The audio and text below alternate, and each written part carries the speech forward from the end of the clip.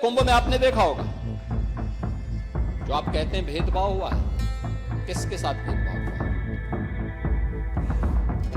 वहां न जाति का भेद है, न क्षेत्र का भेद है, न मत और मजहब का भेद है, किसी भी प्रकार का भेदभाव नहीं किसी के प्रति, न अमीर गरीब का भेद है। सारे लोग एक घाट पर स्नान कर रहे हैं। इससे बड़ी एकात्मता का संदेश और क्या हो सकता है? इससे बड़ी एकता का संदेश और क्या हो सकता है? और यही सच्चा सनातन धर्म है।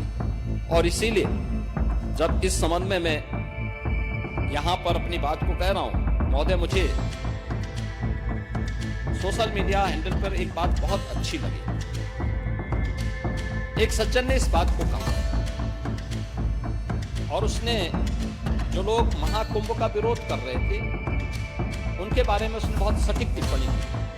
उन्होंने कहा कि पिछले 1.5 महीने में आप वामपंथियों, समाजवादियों की बाल खगाल लीजिए, महाकुंभ को लेकर के विश्व भ्रमण के अलावा कुछ नहीं दिखेगा। गंदगी, अव्यवस्था, पर्यटकों की परेशानी के अलावा इनकी बजबजाती वाल पर दूसरी कुछ भी नहीं मिलेगा। लेकिन इन सब से इतर धरातल पर इनकी बजबजाती विचारधारा का कोई असर नहीं है। हज के दौरान अव्यवस्था से होने वाली सैकड़ों मौतों पर चुप्पी साथ जाने वाले भारत के वामपंथी सेकुलर स्कॉलर महाकुंभ की भव्यता पर उल्टी करते नजर आए। हर बार इनकी कोशिश महाकुंभ को बदनाम करने और फेल करने की रही, लेकिन ऐसे तमाम लोगों की मंशा को दरकिनार करते हुए करोड़ों लोगों ने आस्था की डुबकी लगा करके इनके जले पर नमक छिड़कने का ही काम किया।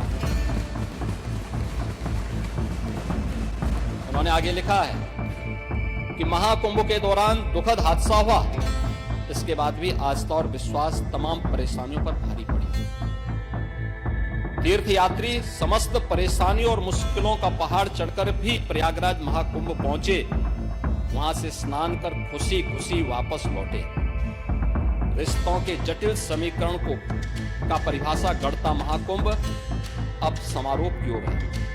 लेकिन यहां से निकला संदेश हर सनातन के मन में अमिट छाप छोड़ गया है, जो वर्षों तक लोगों की बदकही और कहानियों में जीवंत रहेगा।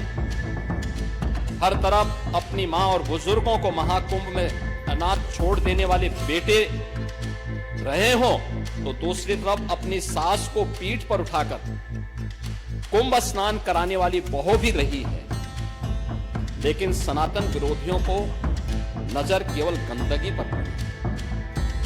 मैं अध्यक्ष महोदय वह चित्र लेके आया हूं। देखिए, एक बहू है, अपनी सास को पीठ पर लाद करके जा रही है महाकुंभ स्नान।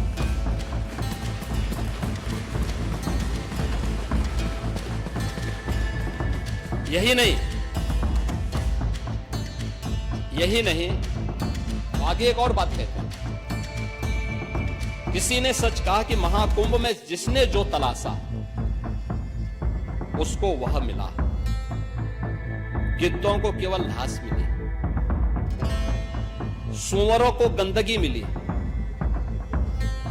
संवेदनशील लोगों को रिश्तों की खूबसूरत तस्वीर मिली, आस्थावानों को पुण्य मिला, सज्जनों को सज्जनता मिली, गरीबों को रोजगार मिला, अमीरों को धंधा मिला, श्रद्धालुओं को साफ सुथरी व्यवस्था मिली, पर्यटकों को अव्यवस्था मिली, सद्भावना वाले लोगों को जाति रहित व्यवस्था मिली, भक्तों को भगवान मिले। मतलब सबने अपने स्वभाव और चरित्र के अनुसार चीजों को देखा है। एक ही घाट पर सभी जाति वर्ग के तीर्थयात्री स्नानार्थी बिना किसी भेदभाव के नहाते रहे।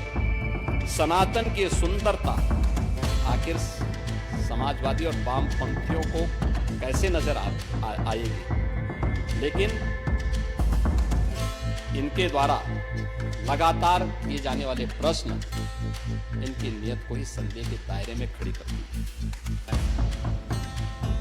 महोदय, ये टिप्पणी अचानक नहीं है। ये टिप्पणी भारत की टिप्पणी है, भारत की भावनाओं की टिप्पणी। और जो स्वयं कुछ कर नहीं सकते थे, जिन लोगों ने अपने समय में